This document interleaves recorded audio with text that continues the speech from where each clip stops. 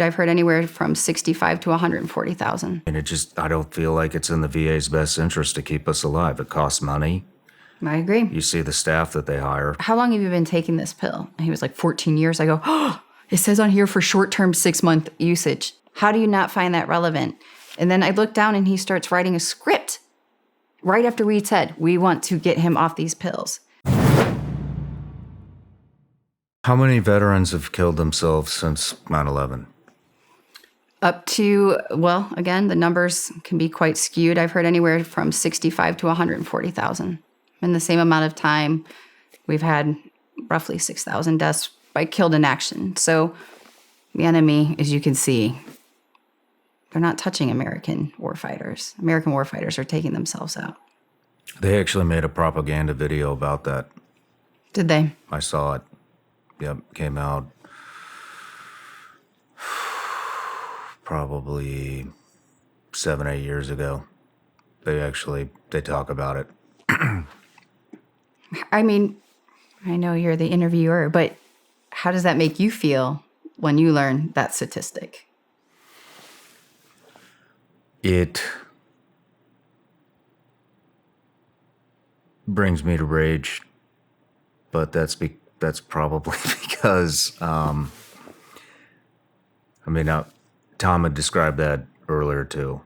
Sadness turns to rage, anxiety turns to rage. Any emotion other than happiness pretty much just goes straight to rage. For sure.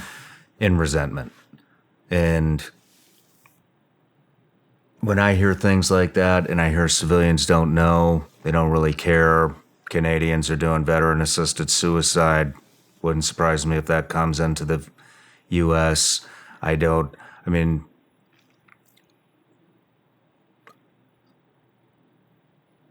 got my benefits from Peggy Matthews, too. I won't even step foot in a VA. After those initial, what do they call them, the exams right. that they give you, I think I went back one time, and I just don't think they have your best interest. We were there one time, too. We left mid-appointment. Peggy even told me, don't ever go in there. And, I don't feel like it's in the VA's best interest to keep us alive. It costs money. I agree. You see the staff that they hire. Shit. You go to the doctor. I remember the time that I did go, I went to a doctor who barely spoke any English, and she was wearing a sweatsuit, like sweatpants and a sweatshirt. And I was showing like, up to you're give her best. You're my doctor. Didn't even know what a SEAL was. Didn't care. Didn't want to know. Wanted to know why I didn't go to medical, after the mission. And there is no medical, lady. You right. know, and you can't get your drugs prescribed anywhere else. They feed you the drugs that you don't need, you know, and it's like, okay, so you want me to die. You're going to 100%. overprescribe me with painkillers, benzos, whatever, sleeping pills, whatever you can get your hands on. For sure. Give them to me. Get me addicted. And then later. Yep. See you later. So essentially, we're already doing veteran-assisted suicide right here at the VA because that's what they do is pump you full of drugs. Maybe it's gotten better. It's getting close to 10 years, so maybe there's been some improvement. I don't know.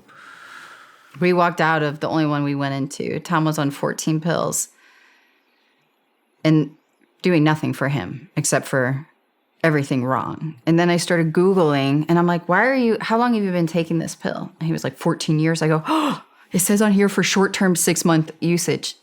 And he's like, what? And I showed it to him and I'm like, we got to get you off these pills. And we go to the appointment. I tell the doctor, first of all, I said, well, he was in the unit where the amount of cancer and rare diseases coming out of there is relevant information to a doctor. And I said, he served in the unit. He goes, I don't see how that's relevant.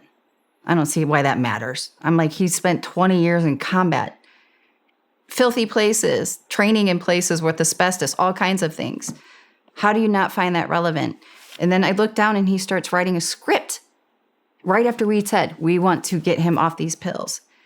He said, here's 2 more. You could pull this one off and take these two. And I go, stand up. And Tom stood up and we just turned and walked out. I'm like, we're leaving. Never went back. And he got off all 14 pills. Became much clearer, much better after he did. For sure. It it enrages me, and I don't go there very often, because of that. But and it's I mean, I found other ways. Peggy Matthews, my doctor, psychedelics, for sure, therapy. I just started finding other ways to treat myself rather than the. But you took it upon yourself, and you took the effort and you made it. And I think that's what's so necessary is that in the part with Tom saying that you saved me, I'm like, I wish I had that power. Because then I'd just go around and save everyone. I'd be like Jesus, like, all right, when I walk on some water, everybody's good. I don't have that power. There's already been a Messiah. All I can do is say there's a better life than the one you're living right now. I mean, I think a lot of guys I don't know how to say this, but I think myself included, for me, it took seeing how many lives I destroyed that loved me. Everybody around me, I destroyed every relationship around me, my family, ex-relationships, friends, and I saw the eggshell syndrome without knowing what eggshell syndrome is, which you guys were talking about the other night. And